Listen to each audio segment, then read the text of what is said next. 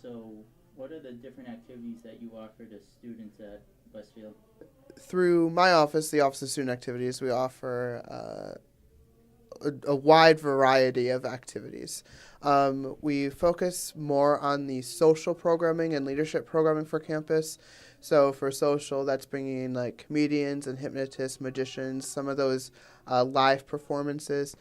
We also bring in some other types of events, like for example, tonight we're doing a 90s party where we're bringing a roller skating rink onto the campus.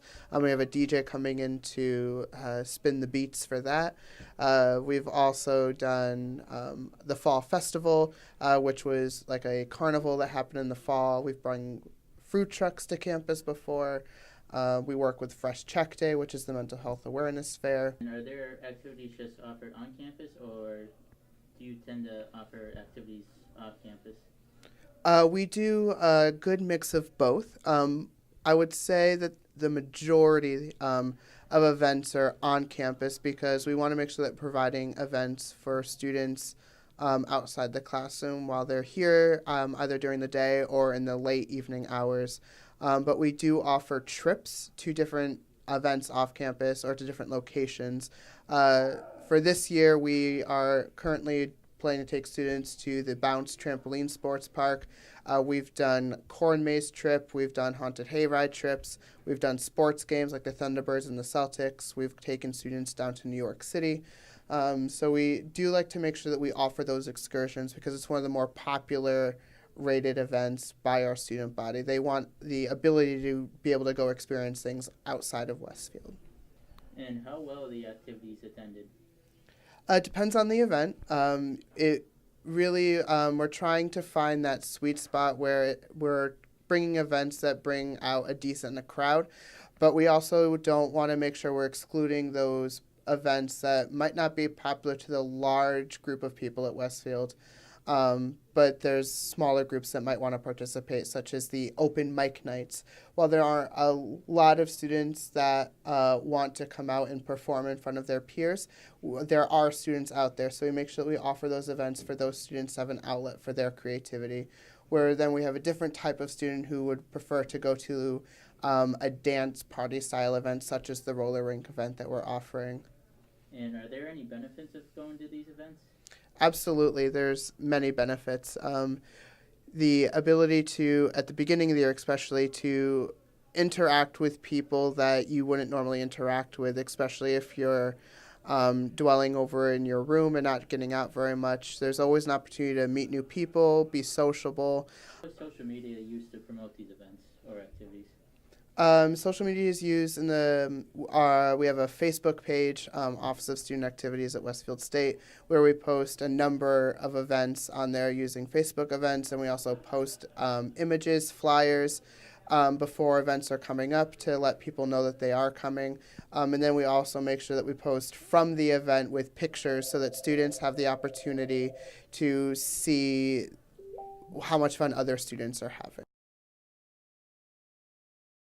In my opinion, the broadcast crew does a lot for the university, especially the athletics department. It gives families a chance to watch their child or their loved one play in a sport they've probably played throughout their life. They've played basketball, we do hockey, we do football, we do all sports like that.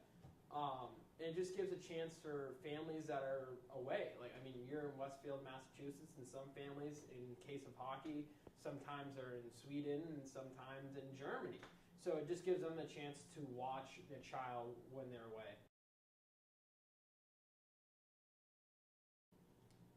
My job for the Westfield State Athletic broadcast, it's been multifaceted.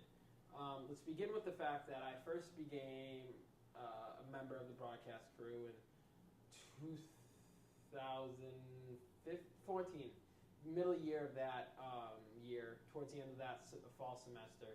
And then I got into the role of color commentator and did stuff like that, did camera work, and then now I'm the, as a junior, the head play-by-play guy, head coordinator, making sure everybody is people doing work at certain times, making schedules. So that's what really I put together, and I also edit videos for them whenever that needs to be done.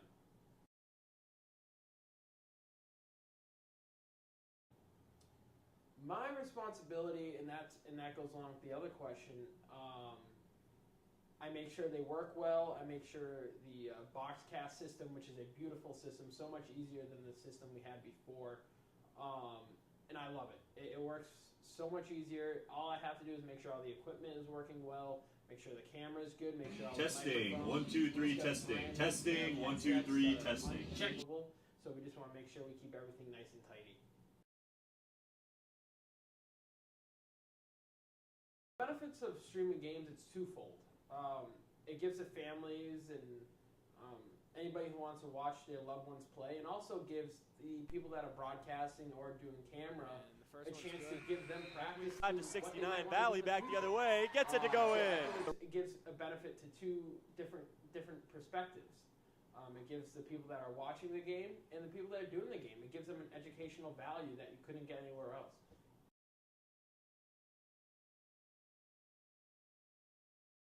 I think it helps students who do the broadcasting crew here at Westfield State. It gives them an outlet. I mean, you have Mike Drew right now, who's at Syracuse University, who's just an overall great broadcaster, great play-by-play guy.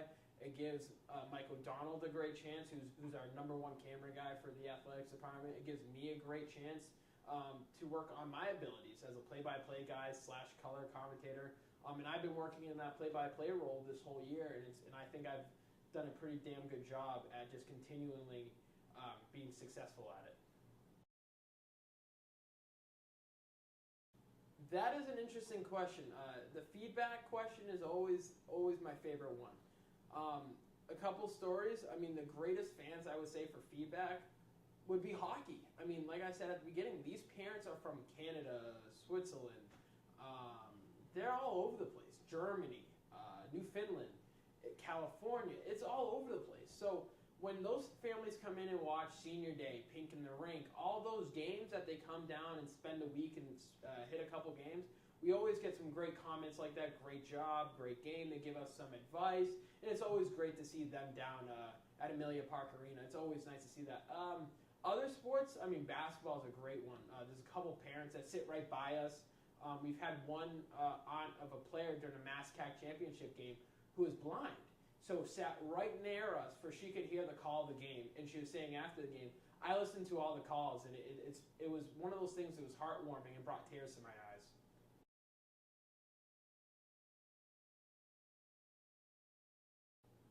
Absolutely. The feedback helps a lot because it really gives me, I'm a big component of I want negative feedback because if everybody pats you on the back saying great job, that does not going to help you in the future. More negative feedback, and I tell my boss, Dave Caspel, whatever you got bad to tell me, tell me. That's what I want to know. What did I do wrong? What did I do wrong 4 times over? And if you give me one good news, that's fine. But I want the negative first and then the positive.